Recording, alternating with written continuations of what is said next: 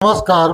आत्ताच पेठ नाका येथे ओपनचे मैदान पार पडले आणि या मैदानावर प्रथम क्रमांकाचे मानकरी ठरले बाजी आणि लक्की.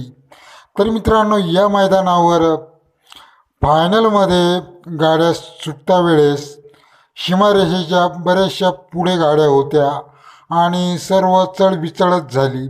सर्व गाड्या मागे पुढे होत्या आणि गाड्या सोडल्या आणि त्यामध्ये बकासूर आणि शंभू यांची गाडी पाठी सोडून दुसऱ्या पाठीत धावू लागली.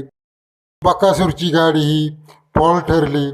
तर मित्रांनो, या गाडीला, बकासूर आणि शंभूच्या गाडीला या मैदानावर वेग खूप होता, पाहण्यासारखा वेग होता.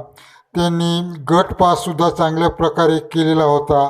त्यानंतर सेमीमध्येही खूप वेगाने धावून सेमीमध्येही ते विजयी ठरले होते.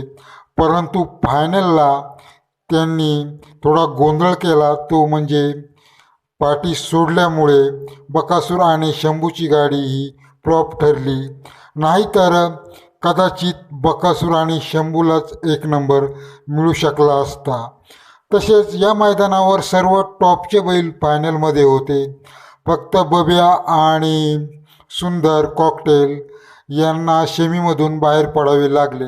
नाहीतर जे काही टॉपचे बैल आहेत ते सर्व फायनलमध्ये होते.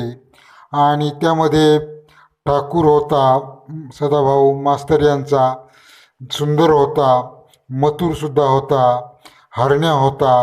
हे सर्व बैल खूप चांगल्या प्रकारे या मैदानावर धावले आणि खूप वेगातसुद्धा या सर्व बैलगाड्या धावत होत्या.